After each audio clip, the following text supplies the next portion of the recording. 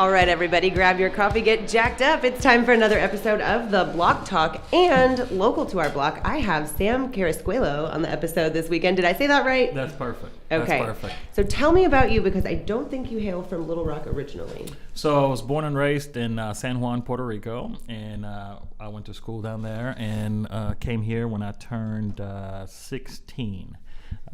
So I've been here. Straight to Little Rock? We went from San Juan to Florida, stayed in Florida about probably around 6 months, and then decided that Florida and Puerto Rico were basically the same minus Disney World. So we were actually going to go back, and my uncle, who had been living here for about 40 years working at a pots and pans place, was in Florida. My dad and him hadn't seen each other in over 40 years. They happened to be in Florida at the same time. They heard about it. They went to coffee, and he says, well, if you want something completely different, come to Arkansas. It's completely different than Puerto Rico. It's completely different than Florida. And so we decided, you know what? Let's do it. Bought a station wagon in Florida and Orlando, and straight up just drove up. You know, I've never heard a bad story that started with the station wagon. Yeah, no, station wagon stories are the best. They're the best. Yeah, but that's amazing, because that already starts your story out with something where you're coming to a totally new place. Oh, yeah, and you sure. said there was some family history here, but how did you, when you got here, you're high school age, right? Yep, so I'm high school 17. age. I couldn't speak English at all, but very, very, very little broken English. And so my uncle, which is older, he'd been here 40 years, so he's in his 70s.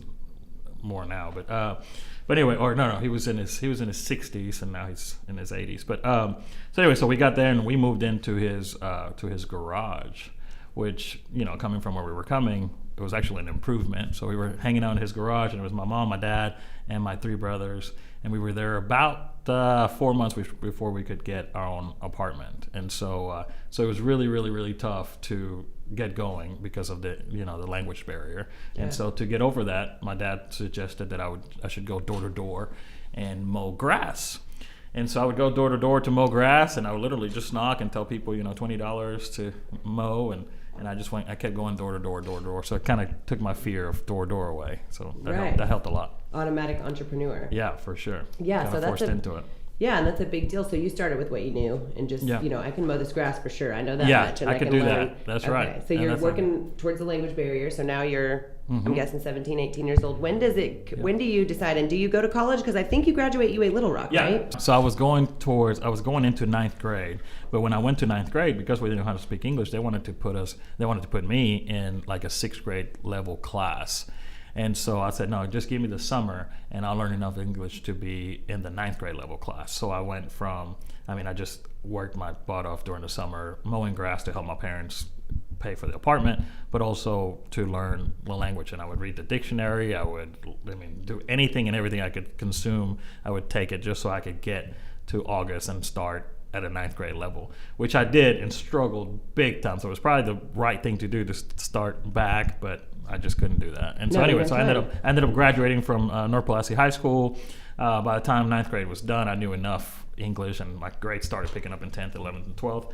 And then I graduated, went to ULR, or UA of Little Rock, UA Little Rock now it's called. But Rebranded, yeah. And so I did that and graduated with a finance degree and a real estate degree.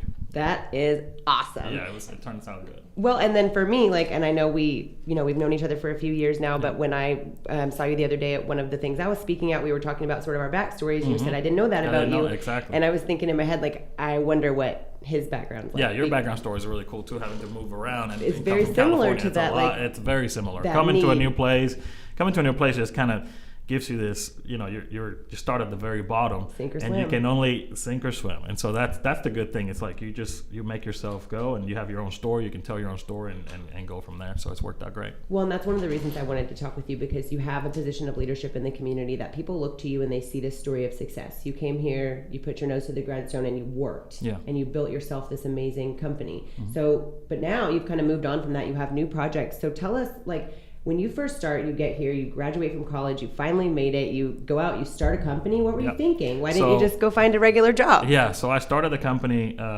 right when I got here, mowing grass, and then that turned into a roofing company. And I didn't know anything about roofing. Floor to ceiling.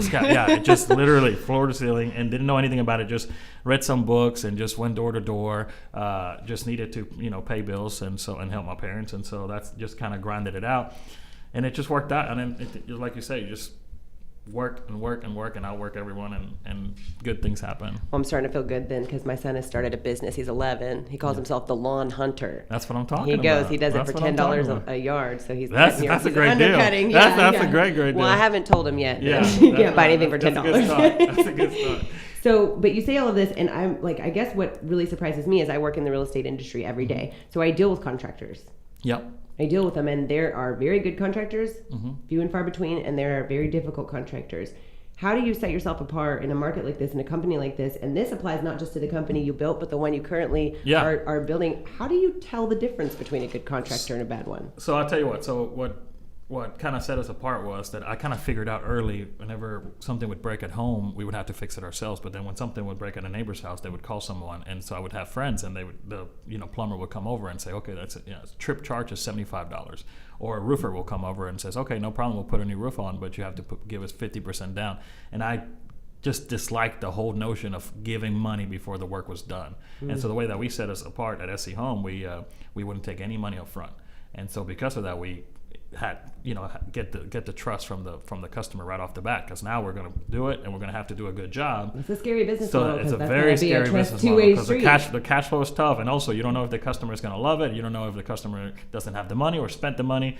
But we were able to give them trust. They were able to give us trust, and so it grew. I mean, and it grew with you. So the thing about us and being able to find so many good crews was that I've worked with the guys from day on. So I would get on the roof with them. I would work with them. And so this guy would come in, he's not very good. Let's get him out. Oh, he drank too much the night before. We don't want that. Let's get him out.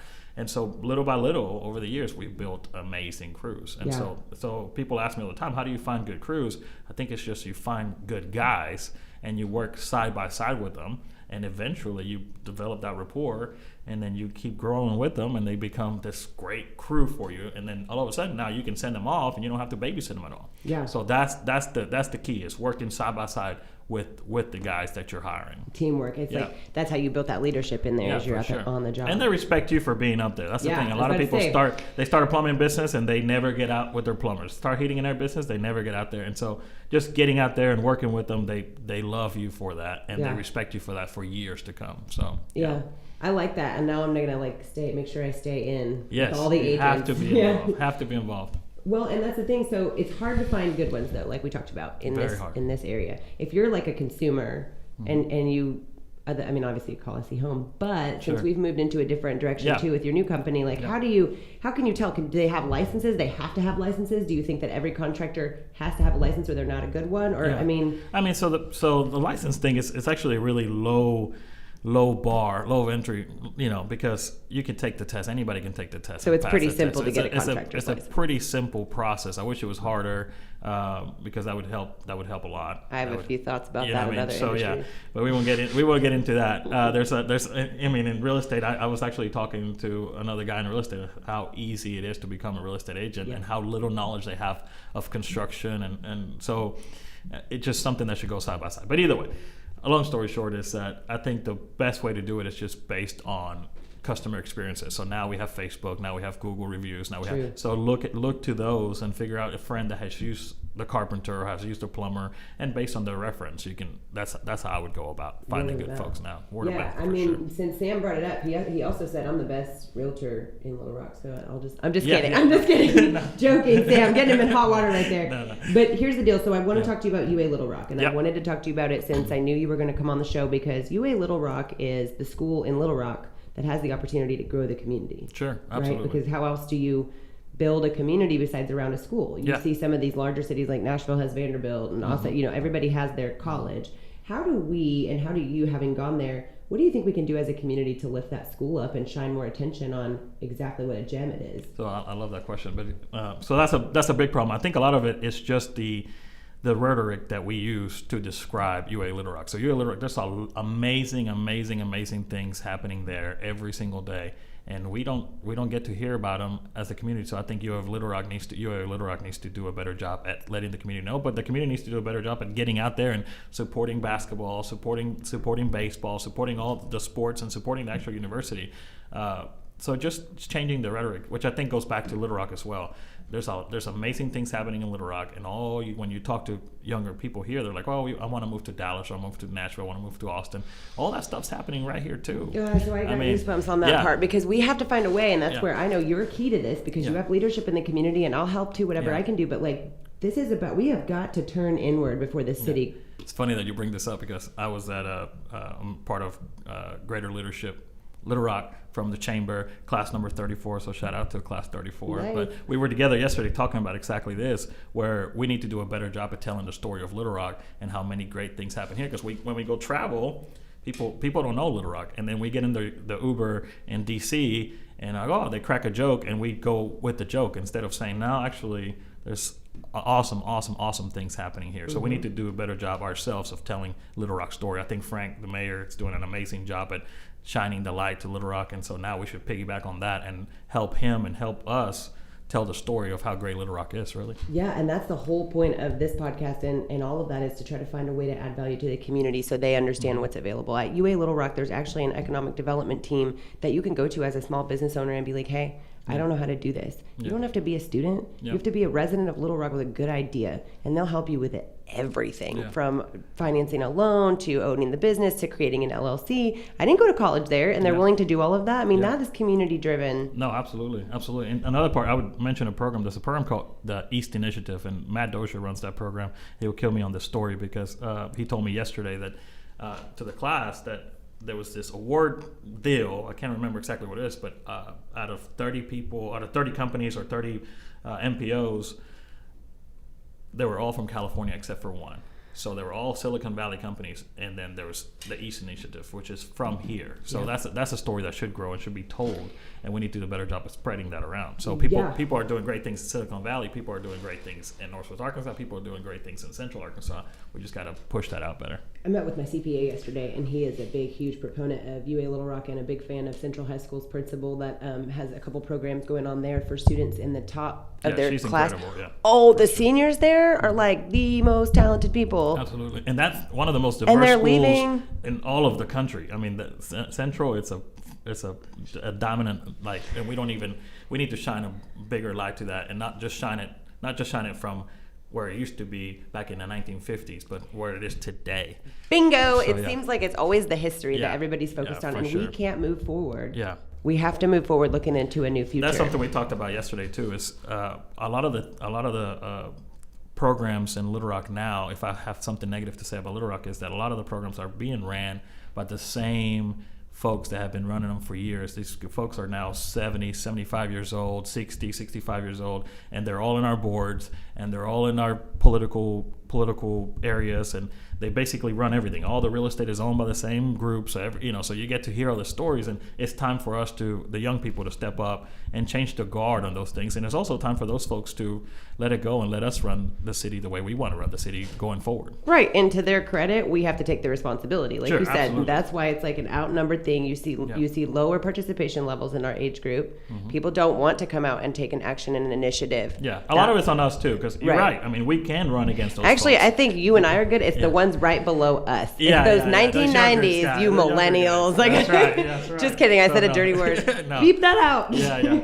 But that's the thing that gets me is, how do we bring jobs to the city? Because like you said, there are programs now that we have in the city, but as far as programs at UA Little Rock and other areas like schools at Pulaski Tech, we have the culinary, all of these schools around, we do have good programs and good opportunities to grow jobs here in Little Rock. Why don't we have jobs here? So, I mean, again, it goes back to telling the story. I think we got to do a better job at letting people know that life in Little Rock is actually a great life. Because if you think about it, it's pretty awesome. I live downtown Little Rock, and I've never been mugged. I've never feared for my life. I've never had to worry about any of that. And I live in the smack middle of downtown. I'm always downtown, always doing things here. Street, so I totally get it. So there, the whole public safety problem. And sure, we have our issues there, and we're working towards them every day. But it's not as bad as people think. Coming from San Juan, which I hate to to put bad light towards San Juan, but San Juan has a big time criminal issue, and so coming here, I mean, I see it around. I don't think there's any crime here. Right. So anyway, so people from San Bernardino, California, so I'm in the same number one You've seen crime it. capital. That's right. And then you get here, and people are like, "Oh, this is really bad." Like that guy just said hi to me. No, hi. it's not. Everybody's super friendly. You just need to get out, get to downtown, get to hang out, and I think everybody will have a good time. But but telling a story, and then I think the government's doing a good job. I think the governor's doing a good job in trying to entice companies from all over the world to come. Yeah, the gun here company was kind of a big deal. Just come by and take a look. The mayor's doing a great job at coming by and making sure that those companies get to experience Little Rock, and then once they get here, they like it, and they do end up coming. So we just got to get them here, and we can help by telling the story of how much we love it here. Right. Also, shout out to all of our local chefs and restaurants, because if you can just get these people to eat while they're here, they're definitely not leaving. Yeah, that's another thing. I hear all the time when people talk about how we don't have a lot of restaurants here in Little Rock, and I'm like, are you kidding me? I mean, we have some of the best restaurants in Little Rock. Yellow Rocket Concept is doing a phenomenal job. I mean, they're doing an amazing job of getting top restaurants here that they've put together. Samantha's does a phenomenal job here. So anyway, so I'm pro Little Rock, pro the restaurants. But yeah, if you live in a city and you go eat at those places, then eventually you run out of places and you want some new ones, and we are getting some new ones. And we are. Even Haybird, the way they did that, they went 3 noodles, they moved over here, and then they went Haybird. It's just, all of it is amazing. We had Hertz Donuts come downtown. We have all these different things, food and beverage. But so all that being said, we know we need to create a job situation, right? But now you're doing something a little bit different, and you're not employing as many people, but you're doing something great for neighborhoods. So tell us about the new adventure. So I ran SE Home for a long time, and so I finally. He's not aging himself. Yeah, I know. For a long time. He's still 26. Yeah, no, I wish. But I was able to exit that successfully, and so now I'm going back to my passion. My passion was residential remodeling, or flipping houses, as it's now called. The flipping truth comes out. That's right. Because so now, back when I was, I flipped a few houses back whenever I was really young. And loved it, and the return on those were incredible. Now the return, it's not there anymore because everyone and their mom is in the business because of all the shows, all the HGTV stuff that I don't watch. But I'm excited to be back to going to the neighborhoods that I grew up and finding the ugly ducklings and making them good houses where people can move in and improve the neighborhoods that I can be a part of in a small way. But I'm looking at investors to come in and grow and be able to do more and more houses, more and more flips, as you would say. So I'm excited about it. I don't employ as many people directly, I guess, because I don't need to have a huge staff, but I do employ a lot of construction guys, and they're doing a phenomenal job out there. For sure. And one of the things that I love about this, because it's near and dear to my heart, and this is kind of where the meat of it comes in for my investor base, because a lot of people that listen to this podcast are heavy investors. And so that being said, the word on the street is if you need to buy a house in Little Rock right now, Sam's got it, to flip and remodel it. But the thing is, with investors, they come in usually with a set of goals. And I would say typically they're either going to come in and buy it and hold it and create a rental property, or they're going to come in and flip it. Can you, and I have some insight into this, but want you to kind of express as well. Can you express kind of the danger behind the wrong people doing that? Oh yeah. So there's two, like easy one. Yeah, that's easy. There's 2 strategies, right? So you can buy and hold and turn into rentals, or you can flip. So that depends on where you're at in your life, right? So in my life right now, I want to flip. I need cash to pay down debt. I need cash to do bigger properties or do more properties. So I'm not in the buy and hold right now. I don't need to have the rental income every day to come in. So I'm actually getting out of my rentals. I will get back to them later on. We'll unload your portfolio. Yeah, so I have good equity on them, so I want to get that cash in order to get more flips. But what I see is a lot of guys and couples that will see a show on TV, and all of a sudden they want to do the same thing because it seems cool on TV, and it is cool. I mean, it is cool to buy a house and flip it. They make it look really easy. They make it look really, really, really easy. And the part that they don't see is a lot of them, if they put the roof on, they say, oh, the roof only costs $2,500. Well, no, it doesn't.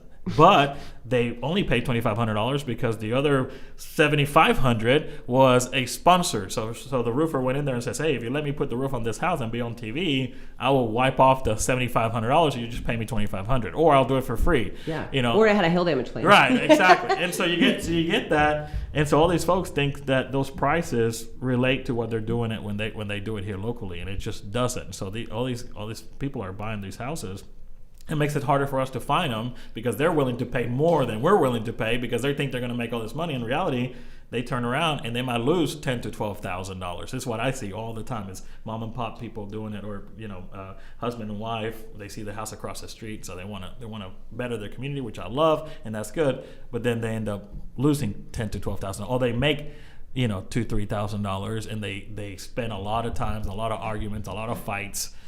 Just to have a small return. I hope my husband's listening because you just described our first experience in flipping property. Yeah, no, I mean, it happens every day. It really does. Well, and that's the thing is, so we do, like, that's the same thing. So I originally was like, I would have been a competitor of yours because my company was like, oh, well, we're going to flip property too. Yeah. It took me all of 3 times to realize that I don't want to do it because you have to be 100% centered on flipping property. Yeah, no.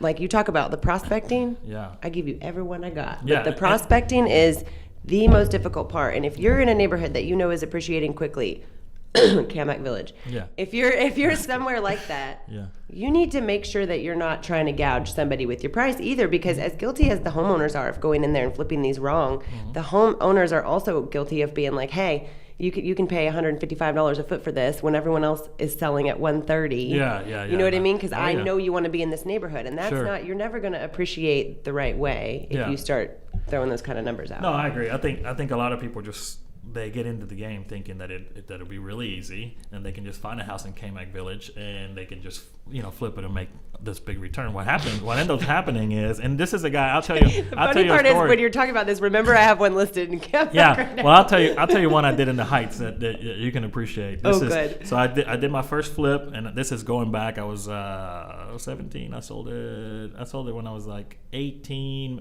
about to turn 19. And this is a long time ago, right? So I made a $30,000 return, and that was in Jacksonville. And then I flipped the next one. I made a $17,000 return, and I'm thinking, holy hell, this is great. This is what I'm gonna do. This one I'm gonna do the rest of my life. Done. And so I decided that my third one, that I had all the experience in the world, that my third one would be in the Heights. And so I go out and I find a way to get a loan, and got a loan and bought a house in the Heights. I won't say that it was on Stonewall. So everyone can see this house. Trust me, it happens all the time. But anyway, so you go by there all the time. So so I buy this house, and I'm in a great position. I hire a contractor because at that time I don't know enough about construction, and I hired the wrong contractor, thinking that he knew what he was doing. Of course, he had to know. He had a license. Where everybody's story turns. Yeah, because he had a license. He had a license. So I hired that guy. I won't say his name. Rewind to previous statement. Yeah, and exactly. And so he comes in, and so I give him the money to do all the work in the house, and he's putting all these windows, and he's putting all this cabinets and all this stuff, and then an agent. A very prominent agent came in there. He said, "Sam, you did this all wrong. People are not going to buy this house. With these fixtures and with these things on it. This is in the Heights. You're using stuff that works in Jacksonville. It's a different animal. Jacksonville, but it's different than the Heights." I was like, what does this guy know? Turns out he knew a lot. Yeah. And so I put the house on the market, and I could not sell it. I tried for sub owner for a long time, couldn't sell it. Then I gave it to him because he was, the number one agent in the area, still is, and it's an amazing guy.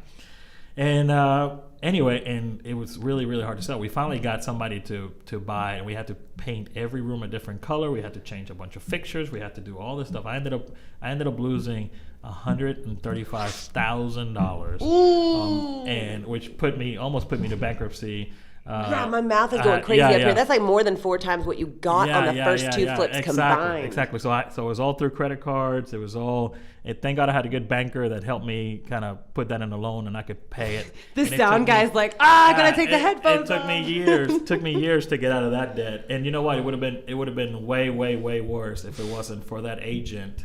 I want to say his name because it's incredible. Is it Casey Jones? It is Casey Jones. Good job, Casey. And Casey Jones helped me through that process. And not only that, and Casey would, I don't know if I can share this part, but Casey waived his entire $40,000 commission to help me out because he said, you didn't make any money. And you didn't make any money, so why should I make this kind of money? And he waived his entire $40,000 commission. So legally, shout out to Casey for helping me out. If not, I would have gone bankrupt 100%. Yeah. First of all, yes, that's totally fine. And secondly, that makes me so happy, only because I do that all the time when the situation allows. Yeah. And it feels like life just always provides you an opportunity to give you something on the other side for what you do. And that's what happened to Casey. He's the number one agent. Nobody can touch him. Yeah, He's so far ahead of everybody. I look in the top producer rankings every month, and I'm like, that's Casey again. It's Casey again. Well, there's a reason why it's Casey. I mean, Casey is an incredible guy. And he changed my life. I mean, if he wouldn't have waived that, I would 100% ended up in bankruptcy. And since then, I've been able to do okay. And you've paid it forward. Casey, and I've paid it forward. Yeah. But I should pay it forward more and more to Casey. So I love you, Casey. Thank you so much for doing that. He also wants to buy a house, Casey, sounds like. Yeah. And that's the thing is you basically, and that's why I wanted to have you on the podcast. And I feel like that's the most valuable thing about you as a person is that you always have, since the moment I've met you, you've always given of yourself to others. Sure. And I've never seen you in a position where you've just been like, I'm super greedy, I appreciate that because like you were talking about, we can't build a community of people that are trying to get their own. No, absolutely. This is about us building something. Yeah, you gotta help. Once you kind of climb up the ladder, you have to leave the ladder there for others to climb up. And so if you can help them by putting your hand out and pulling them up, then why not do it? Yeah. You know what I mean? If we can all do well if we just help each other out. So yeah, and there's a testament to the fact that I wouldn't be where I'm at today if it wasn't for a lot of people that helped me along the way. Sounds like even that though story. it doesn't feel that way as you're going. You feel like you're doing it, you're grinding all yourself, but then something like that happens, like the Casey story. Or there's a lot more stories that I could tell where I could have gone one way and didn't because somebody gave me the right advice at the right time.